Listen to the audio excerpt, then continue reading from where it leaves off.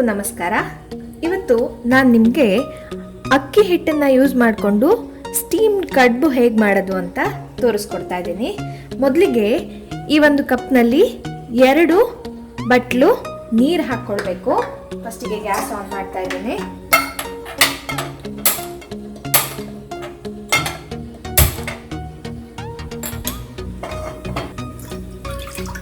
ನೀರು ಕುದಿ ಬಂದಮೇಲೆ ಸ್ವಲ್ಪ ಉಪ್ಪು ಹಾಕ್ಕೊಳ್ಳೋಣ. ನೋಡಿ, ಈಗ ಸಣ್ಣಗೆ ಕುದಿ ಬಂದಿದೆ. ಸೊ ಸ್ವಲ್ಪ ಉಪ್ಪು ಹಾಕ್ಕೊಳ್ತಾ ಇದ್ದೀನಿ.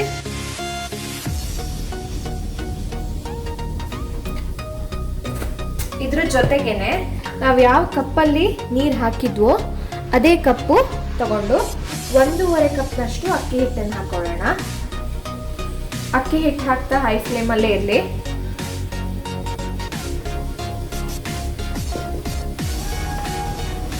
ಒಂದೆಂಡ್ ಹಾಫ್ ಕಪ್ ಹಾಕೊಳ್ತಾ ಇದ್ದೀನಿ.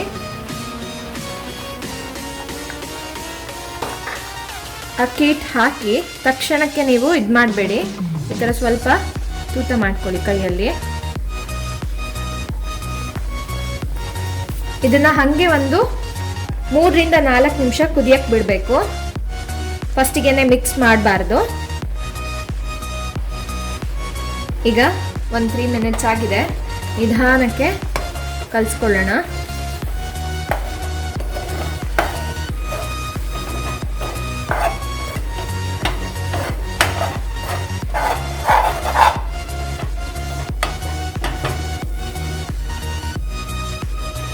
ನೋಡಿ, ಹಿಟ್ಟೀಗ ರೆಡಿ ಆಗಿದೆ. ಈಗಲೇ ಮುಟ್ಟಕ್ಕಾಗಲ್ಲ, ಮಿದ್ಕೋಬೇಕು ಚೆನ್ನಾಗಿ. ಸೊ ಒಂದು ಸ್ವಲ್ಪ ಹೊತ್ತು ಆರಕ್ಕೆ ಬಿಡೋಣ. ಆಮೇಲೆ ಚೆನ್ನಾಗಿ ಒಂದು ತಟ್ಟೆಗೆ ಎಣ್ಣೆ ಹಾಕ್ಕೊಂಡು ಮೆದಿಬೇಕಿದ್ನ ತೋರಿಸ್ತೀನಿ. ಈಗ ಇದು ಕಂಪ್ಲೀಟಾಗಿ ಆರಿದೆ. ಸೊ ಇದನ್ನು ನಾನು ಒಂದು ಸ್ಟೀಲ್ ತಟ್ಟೆಗೆ ಈ ಥರ ಎಣ್ಣೆ ಹಚ್ಕೊಂಡು ಚೆನ್ನಾಗಿ ಮಿದ್ಕೊಳ್ತೀನಿ.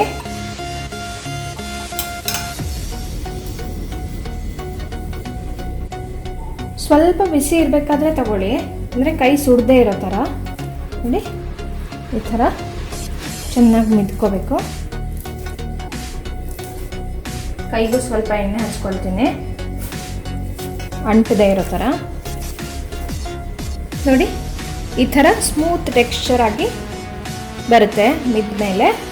ಈಗ ಇದಕ್ಕೆ ನಾನು ಮಸಾಲೆಗಳನ್ನೆಲ್ಲ ಆ್ಯಡ್ ಮಾಡ್ತೀನಿ. ಏನೇನು ಮಸಾಲೆ ಹಾಕ್ತಾ ಇದ್ದೀನಿ ಅಂದರೆ, ಉಪ್ಪು ನೋಡ್ಕೊಳ್ಳಿ, ಉಪ್ಪು ಬೇಕಾ ಅಂತ. ಉಪ್ಪು ನಾವು ಸ್ವಲ್ಪನೇ ಹಾಕಿರ್ತೀವಿ. ಸೊ ಉಪ್ಪನ್ನ ನೋಡ್ಕೊಳ್ಳಿ. ಸ್ವಲ್ಪ ಉಪ್ಪು ಹಾಕ್ತೀನಿ, ಬೇಕಾಗುತ್ತೆ.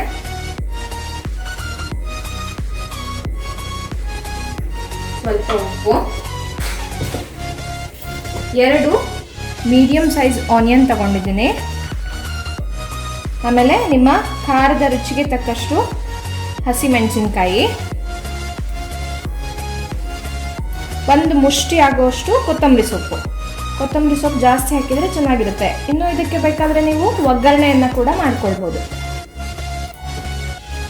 ಇದಿಷ್ಟನ್ನ ಹಾಕಿ ಚೆನ್ನಾಗಿ ಮಿಕ್ಸ್ ಮಾಡ್ಕೋಬೇಕು. ನೋಡಿ, ಈಗ ಇದು ರೆಡಿಯಾಗಿದೆ. ಈಗ ನಾವು ಕಡುಬಿಗೆ ರೆಡಿ ಮಾಡ್ಕೊಳ್ಳೋಣ. ಇದನ್ನೇ ಸ್ವಲ್ಪ 2 ಕೈಗೂ ಎಣ್ಣೆನ ಹಚ್ಕೊಂಡು ಸ್ವಲ್ಪನೇ ಈ ಥರ ಹಿಟ್ಟನ್ನು ತಗೊಳ್ಳಿ. ಚೂರೇ ಹಿಟ್ಟನ್ನು ತಗೊಂಡು ಈ ಥರ ರೌಂಡ್ ಮಾಡಿಕೊಂಡು ಬಟ್ಲು ಥರ ಮಾಡ್ಕೊಳ್ಬೇಕು. ಇದನ್ನು ಹಬೆಯಲ್ಲಿ ಬೇಯಿಸ್ತೀವಿ.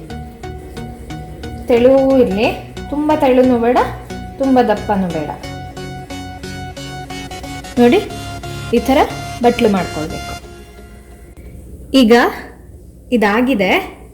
ಇದನ್ನು ಒಂದು ಪಾತ್ರೆಯಲ್ಲಿಟ್ಟು ಬೇಯಿಸೋಣ. ಈಗ ಇಡ್ಲಿ ಪಾತ್ರೆಯಲ್ಲಿ ತೋರಿಸ್ತೀನಿ. ಪಾತ್ರೆಗೆ ನೀರು ಹಾಕಿಟ್ಟಿದ್ದೀನಿ. ಇದ್ರ ಮೇಲೆ ಈಗ ಒಂದೊಂದನ್ನೇ ಇಡಬೇಕು ನೀಟಾಗಿ. ಹೀಗೆ ಕೌಚ್ ಹಾಕ್ತೀನಿ.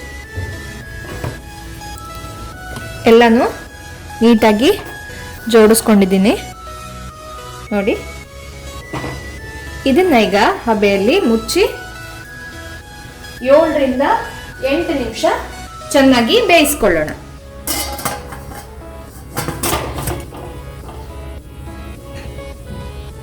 ಈಗ 10 ನಿಮಿಷ ಆಗಿದೆ, ತೆಗೆದು ನೋಡೋಣ.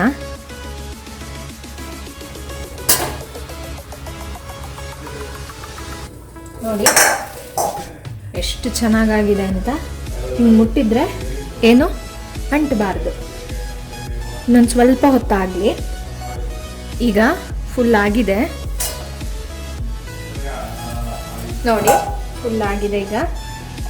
ಈಗ ತೆಕ್ಕೊಳ್ಬೋದು.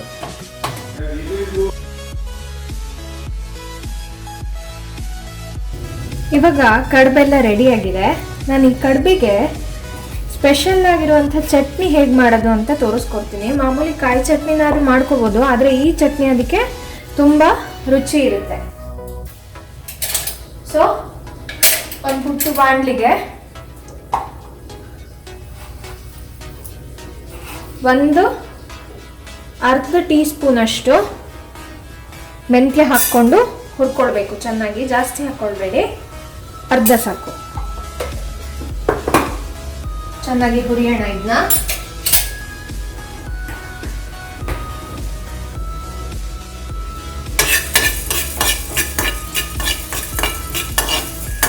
ಇದ್ರ ಜೊತೆಗೇನೆ ನಿಮ್ಮ ಖಾರದ ರುಚಿಗೆ ತಕ್ಕಷ್ಟು ಒಣಮೆಣಸಿನ್ಕಾಯಿ,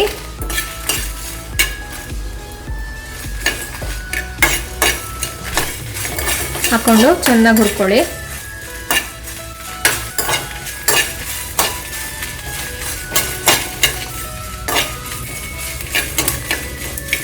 ಇದನ್ನ ಈಗ ಒಂದು ಮಿಕ್ಸಿ ಜಾರಿಗೆ ಹಾಕೊಳ್ತೀನಿ. ಇದಿಷ್ಟಾದ್ಮೇಲೆ ಒಂದು ಮುಷ್ಟಿಯಷ್ಟು ಕೊಬ್ಬರಿ, ಒಣ ಕೊಬ್ಬರಿಯನ್ನ ನಾನು ತುರಿದಿಟ್ಕೊಂಡಿದ್ದೀನಿ. ಅದನ್ನು ಸಹಿತ ನಾವು ಒಂಚೂರು ಹುರ್ಕೊಳ್ಬೇಕು. ಎರಡನ್ನೂ ಸಪ್ರೇಟಾಗಿ ಹುರ್ಕೊಳ್ಳಿ. ಸ್ವಲ್ಪ ಹುರ್ಕೊಳ್ಳೋಣ ಇದನ್ನು.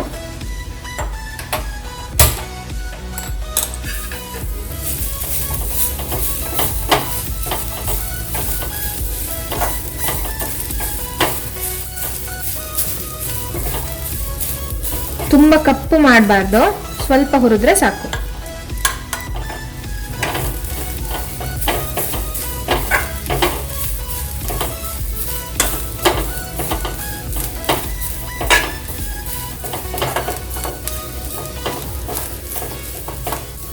ಆಗಿದೆ, ಈಗ ಸಾಕು.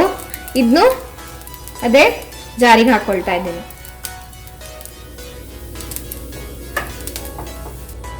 ಈಗ ಈ ಮಿಕ್ಸಿ ಜಾರಿಗೆ ಸ್ವಲ್ಪ ಬೆಲ್ಲ ಮತ್ತೆ ಜೀರಿಗೆ, ಸ್ವಲ್ಪ ಜೀರಿಗೆ ಅಷ್ಟೇ, ಇಷ್ಟು ಹಾಕೊಂಡ್ರೆ ಸಾಕು. ಜೀರಿಗೆ ಮತ್ತೆ ಉಪ್ಪು,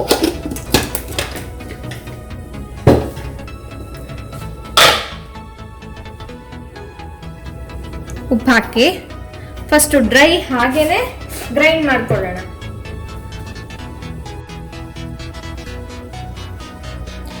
ಈಗ ಇದನ್ನ ಹಾಗೆ ತಿರುಗಿಕೊಂಡಿರೋದಕ್ಕೆ ಸ್ವಲ್ಪ ಕೊತ್ತಂಬರಿ ಸೊಪ್ಪು, ಆಮೇಲೆ ಒಂದು 6ರಿಂದ 7 ಮೆಣಸಿನ ಕಾಳು ಹಾಕಿ ನೀರು ಹಾಕ್ಕೊಂಡು ರುಬ್ಕೊಳ್ತೀನಿ.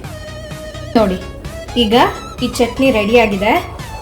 ಕಡುಬಿನ ಜೊತೆ ಹಾಕ್ಕೊಂಡು ತಿಂದರೆ ತುಂಬ ರುಚಿ ಇರುತ್ತೆ. ಇದು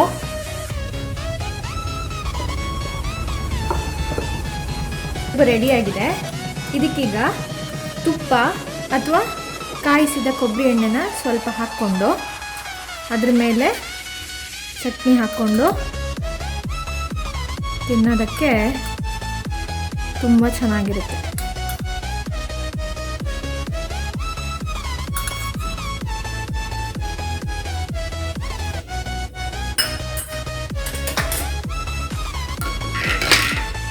ಚಟ್ನಿ ಸ್ವಲ್ಪ ಜಾಸ್ತಿ ಹಾಕ್ಕೊಳ್ಳಿ, ಚೆನ್ನಾಗಿರುತ್ತೆ. ಹಿಂಗೆ ಈ ಥರ ಹಾಕ್ಕೋಬೇಕು.